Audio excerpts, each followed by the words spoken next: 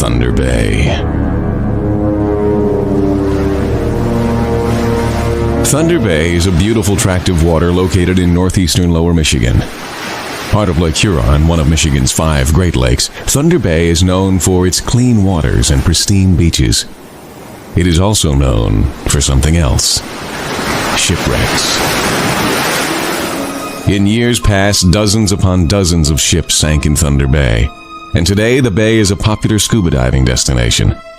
The waters have been designated a natural underwater preserve, thus ensuring that divers for years to come can explore the great wrecks that haunt the waters of Thunder Bay.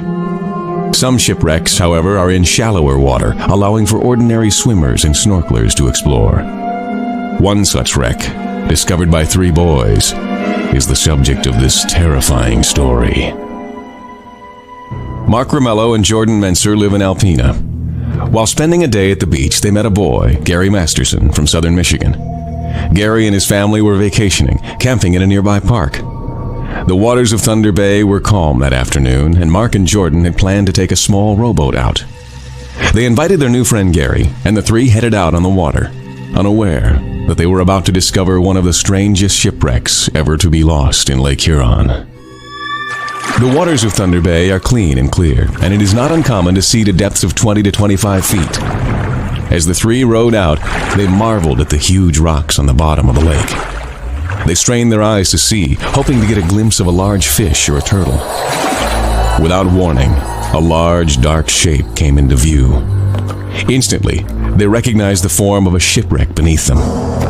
The wreck was decomposing, and it obviously sank many years ago, but it was still intact. And it was only in 15 feet of water. Portions of the wreck came within several feet of the surface.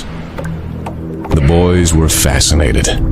Mark suggested that they anchor the boat and go for a swim to explore the old wreck. All 3 dove into the water, and they took turns diving down, swimming alongside the massive sunken ship. Gary proved to be a good swimmer, and several times he descended all the way to the bottom. After nearly an hour of swimming, they headed back into shore, not knowing that they had made someone or something very angry. That night, Mark had a terrible nightmare.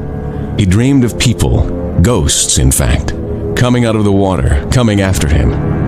In his dream, the ghosts of the people who had gone down in ships were chasing him, their arms outstretched as if they wanted something from him. No matter how fast he ran, no matter where he went, he saw these hideous figures everywhere. He awoke in a sweat, and when he finally did get back to sleep, the nightmare came again and again. All night he dreamed of horrible ghosts from long ago coming after him. But it was a discovery the very next morning that made Mark realize that there was more to this than just a nightmare. Mark went to Jordan's house, and he told him about the terrible nightmare. Jordan listened, eyes wide, his mouth open. When Mark finished telling him about the dream, Jordan said nothing. He was too shocked to even move.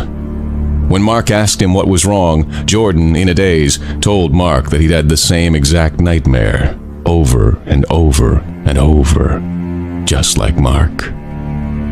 They both knew what they had to do. They had to find Gary and see if he had the horrifying nightmare as well. They found him at his family's campsite at the park near the lake. And yes, Gary said, he'd had the very same dream, over and over and over. The boys were shocked. How could each of them have the very same nightmare? It seemed impossible, but it was true. And what was even more terrifying, that night, the nightmares came again for all 3 boys. The following day, they sat at the beach discussing what they could possibly do. Had they somehow angered the ghosts of Thunder Bay by exploring the shipwreck? They didn't think they had done anything wrong, and all 3 boys were fearful that the nightmares would continue to haunt them night after night. And so they decided that if the dreams occurred that night, they would tell someone. Maybe someone could help. They didn't know how, but they knew they couldn't possibly live with the horrifying nightmares recurring night after night after night. But later that evening, Mark was surprised by a visit from Gary. He'd walked all the way from the campsite to his house, explaining that he needed to speak with him and Jordan alone. The 2 boys walked to Jordan's house, and they sat in the backyard at a picnic table. There, Gary reached into his pocket and pulled out a very old coin. It was tarnished and weathered, and when he explained where it came from, Mark and Jordan gasped. Gary explained that he'd found it near the shipwreck on the bottom of the lake. He knew it was against the law to take things from shipwrecks, so he hadn't told Mark and Jordan about it. Instantly, Mark and Jordan knew where the nightmares were coming from. By taking the coin, Gary had angered the ghosts of Thunder Bay. They also knew that there was only one solution. They must go back to the shipwreck and drop the coin into the water where it belonged. Not tomorrow, but tonight. This very moment. The sun would be setting soon, and none of the boys wanted to be on the water after dark. Just thinking about the ghosts in their nightmares was bad enough. But Mark, Jordan, and Gary were about to experience more than just a nightmare.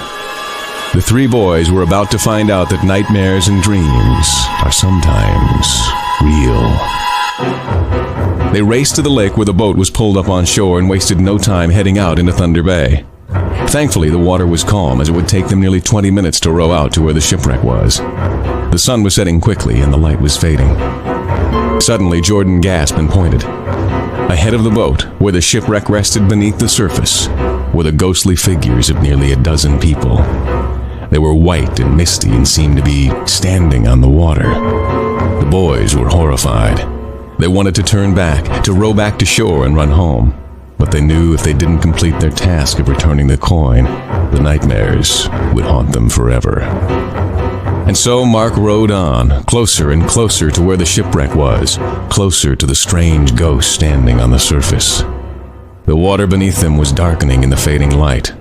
Soon they were only a few feet from the ghostly apparitions. Jordan pointed down and exclaimed that he'd spotted the wreck, and without a word, Gary pulled out the coin and dropped it into the water. All around them, the strange ghosts began to shimmer.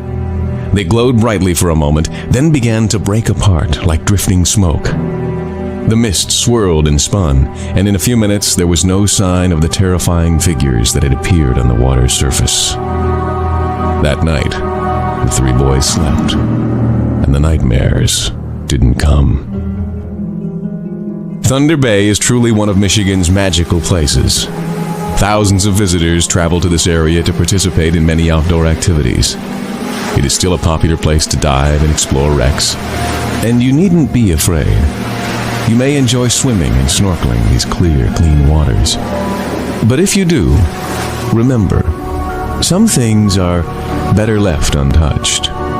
That is, of course, unless you would like to come face to face with the ghosts of Thunder Bay.